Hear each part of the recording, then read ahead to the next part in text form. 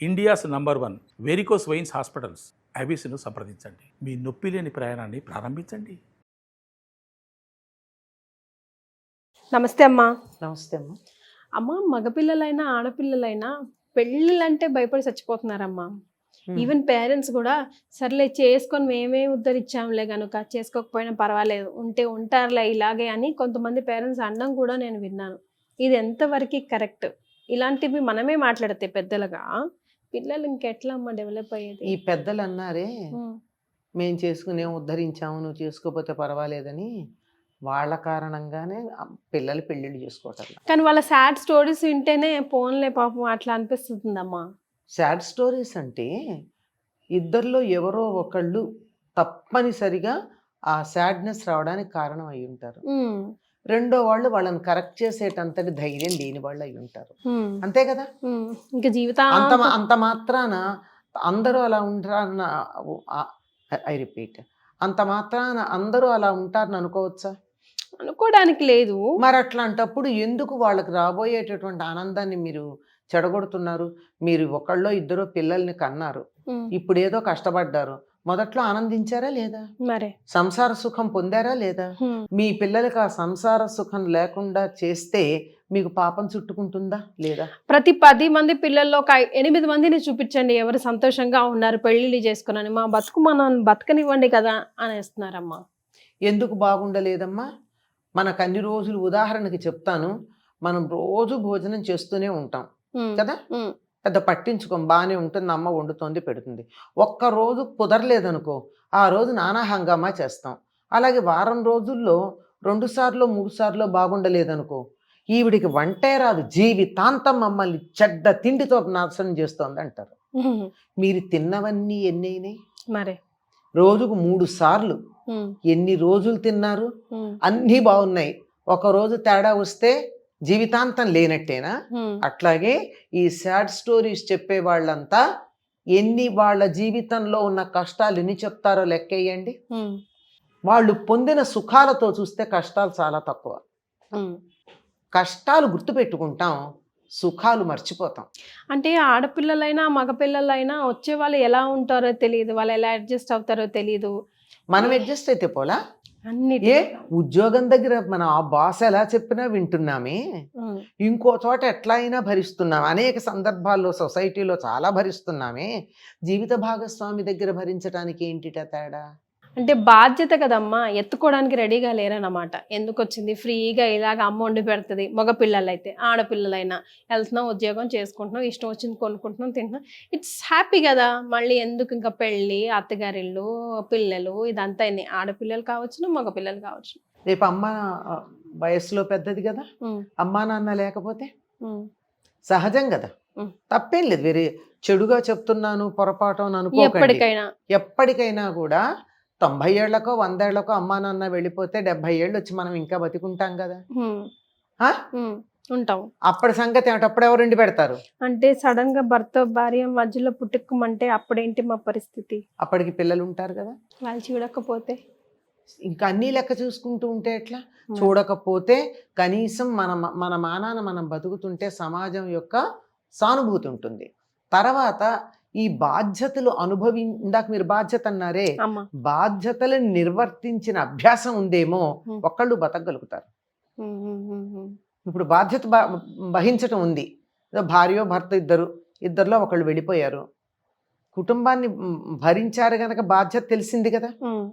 అదే తర్వాత పిల్లల్ని బాధ్యతగా చూసుకున్నారు కదా. వాళ్ళు మనని చూడకుండా అనేక కారణాలు, విదేశాలకు వెళ్ళో స్వదేశంలో ఉండే చూడకో ఏదో కారణంగా చూడలేదనుకో, వాళ్ళని నిర్వహించిన అనుభవంతో వీళ్ళు ఒంటరిగా బతకగలరు. ఇప్పటిదాకా అమ్మా నాన్న మీద ఎవరి మీదో ఆధారపడి బతికిన వాళ్ళు మీరు ఒంటరిగా బతకమంటే స్టవ్ ఎట్లా వెలిగించాలో తెలియదే, బియ్యం ఎక్కడ దొరుకుతాయో కూడా తెలియని పరిస్థితి. అట్లాంటప్పుడు ఎలా బతుకుతారు? కనుక వీళ్ళల్లో చాలా మంది ఎందుకు పెళ్లి చేసుకోరు అంటే నేను ఒక మాట చెప్తానమ్మా. అసమర్థత, స్వార్థపరత్వం కలిసిన వ్యక్తిత్వం అది. ఇటు అసమర్థులు, ఏమీ చేత కాదు, అటు స్వార్థం, నేను సుఖంగా ఉండాలని, నువ్వు సుఖంగా ఉండాలన్నప్పుడు ఇంకోళ్ళని సుఖపెడితే వచ్చే నష్టం ఏమిటి? మరే నువ్వు కోల్పోయింది ఇచ్చేయరాదా వాళ్ళకి నీ ఆ? ప్రేమ రూపంలో? నువ్వు కోల్పోయింది నీ ప్రేమ రూపంలో వాళ్ళకి ఇచ్చేయరాదా పోనీ? పోనీ ఇవ్వచ్చు. ఇప్పుడు సుఖం నువ్వు కోల్పోనక్కర్లా, కోల్పోకుండానే కూడా ఇవ్వచ్చుగా. మరే ఎవరికి నా సుఖం నాదే, నేనే అనుకునేటటువంటి సుఖమే ఉంది ఇక్కడ. నిజం చెప్పాలంటే ఆనందం లేదు, మేబీ సంతోషం ఉంది, సుఖం ఉంది, సంతోషం ఉంది, ఆనందం లేదు. మరే ఈ రెండింటికి చాలా తేడా ఉంది కదా. అమ్మా ఆనందం లేకుండా గడపాల్సి వస్తుంది. కష్టమో సుఖమో ఒక మనిషి పక్కనుంటే ఆ బాధ్యత వేరు. ఎంత దుర్మార్గులైన జీవిత భాగస్వామో పిల్లలో జ్వరం వచ్చి అక్కడ పడుకుని ఉంటే ఏం తగ్గిందా అని కనీసం విసుగ్గానన్నా అడుగుతారే. అవునమ్మా. అమ్మా తగ్గిందా అని అడిగేంత ప్రేమగా కాకపోయినా కనీసం అట్లా పలకరించే వాళ్ళు కూడా లేకుండా అనాథల్లా ఉండే కన్నా ఇది నయం కదా. మరి కానీ అది చాలా చాలా బ్యూటిఫుల్ రిలేషన్షిప్ అమ్మా. అంటే కర్మానుసారంగా పోయిన జన్మలో ఏం పాపం చేసుకున్నామో ఆ ఖర్చు తీరడానికి మేబీ భార్యో భర్తో అట్లా ఇబ్బంది పెట్టేవారు అత్త మామ ఉంటారేమో, బహుశా చెప్పలేం. కానీ ఇప్పుడు కొంతమంది పేరెంట్స్ ని చూసుకుందాం. ఫర్ ఎగ్జాంపుల్ తల్లిదండ్రులు కూడా పిల్లల్ని బాధపట్టే వాళ్ళు లేరా? ఎందుకు లేరు? వైసీ వర్సా లేరా? ఎందుకు లేరమ్మా?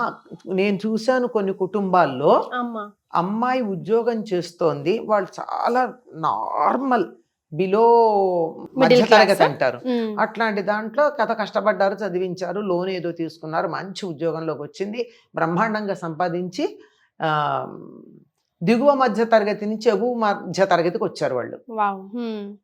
పిల్లకి పెళ్లి చేయరు. పిల్లకి పెళ్లి చేస్తే అమ్మాయి వెళ్ళిపోయింది అనుకో, మరే ముందు మళ్ళా కథ మొదలే కదా. మొదలు అమ్మాయి అక్కడ ఇస్తుంది కదా సంపాదన. మరే ఏదో కారణంగా పిల్లకి పెళ్లి చేయకుండా ఆగిన అమ్మ ఒక కుటుంబం నాకు తెలుసు. నాకు చాలా బాధపడ్డాను. నేను చేయగలిగింది ఏం లేదు.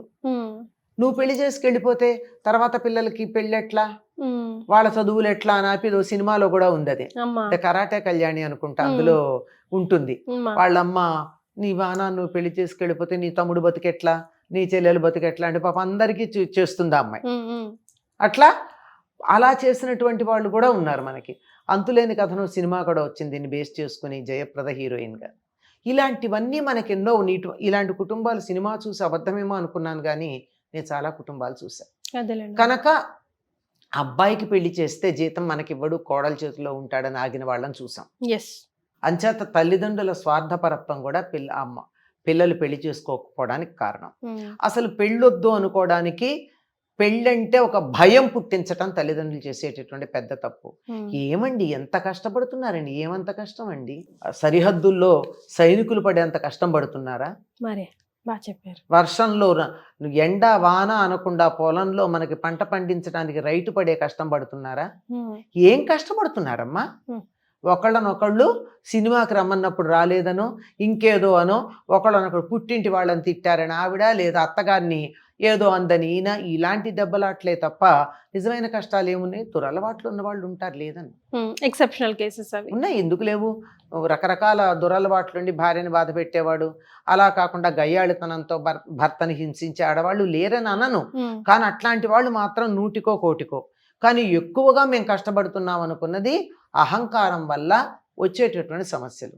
వీటిని మీ అహంకారం కోసం, మీ అహంకారం వల్ల మీరు సమస్యలను తెచ్చుకుని పిల్లల జీవితాలు నాశనం చేస్తారు. ఎంత పాపం చేస్తున్నారు మీరు? మరి మీకేమో హాయిగా ఆనందంగా ఉండాలా, భార్యాభర్త మీరు కలిసి ఉండాలా, మీ పిల్లలు మాత్రం పెళ్లి చేసుకుని సంసార సుఖానికి దూరంగా ఉండాలా? ఎంత అన్యాయం అమ్మా. మరి 18 ఏళ్ళు దాటిన తర్వాత అమ్మాయిని 21, 22 ఏళ్ళు దాటాక అబ్బాయిని పెళ్లి చేసుకుని సంసార సుఖం అనుభవించమని చెప్పవలసిన బాధ్యత తల్లిదండ్రులకు ఉంది. ఏ తప్పులు జరగవు. Losing a lot of pleasure in their life. తెలుసా? ఎప్పుడో 40 ఏళ్లకు ఎప్పుడో పెళ్లి చేసుకున్నాక వాళ్ళు అనుకుంటారు 40 ఏళ్ల పాటు ఈ ఆనందాన్ని కోల్పోయానా అని. అది వాళ్ళ తల్లిదండ్రులకి ఎంత, అది వాళ్ళకెంత పాపం. పిల్లాడి తండ్రినే మనక్కపోవచ్చు, అబ్బాయి గాని అమ్మాయి గాని, కానీ అది వాళ్ళకి తగలదా, ఉసురు తగలదా? కొంచెం జాగ్రత్తగా తల్లిదండ్రులు ఆలోచించాలి. పిల్లలు ఎదురుగా పెళ్ళి అన్నది భయంకరమైనటువంటి విషయం అని అనకూడదు. మనకు అది ఎంత భయంకరంగా చెప్పామంటే, నువ్వు హోంవర్క్ చేయలేదా, మీ మాస్టర్ నీ పెళ్లి చేస్తారులే ఉమ్. అంటాడు. అంటే పెళ్లి అంటే అదొక పనిష్మెంట్ లాగా అభిప్రాయం. మారే చిన్నప్పటి నుంచి చిన్నప్పటి నుంచి అవునండి ఇలాంటి మా. అభిప్రాయాలు మనం కలిగించాం. ఉమ్. అలా కలిగించి పెళ్ళి అంటే పిల్లలు దూరం అయ్యేట్టుగా చేసాం. అలా చెయ్యకూడదమ్మా. పిల్లల్ని పెళ్లి చేసుకోవడానికి మనం ప్రోత్సహించవలసిన అవసరం ఉంది, Yes. తప్పనిసరిగా ఉంది. ఎందుకంటే it's not only A biological need, it's a spiritual need. Yes. ఇప్పుడు It తెలియదు helps బహుశా. it helps for spiritual elevation, personal development, personality development. అంచేత ఒక్క స్థాయి మనం అనుకోవద్దు. అన్ని రకాలుగాను కూడా మనిషికి ఉన్నత స్థితికి వెళ్ళాలంటే బ్రహ్మచర్యం నుంచి గృహస్థాశ్రమానికి వెళ్ళి తీరవలసినది. Right. Thank you so much అమ్మా, ధన్యవాదాలు.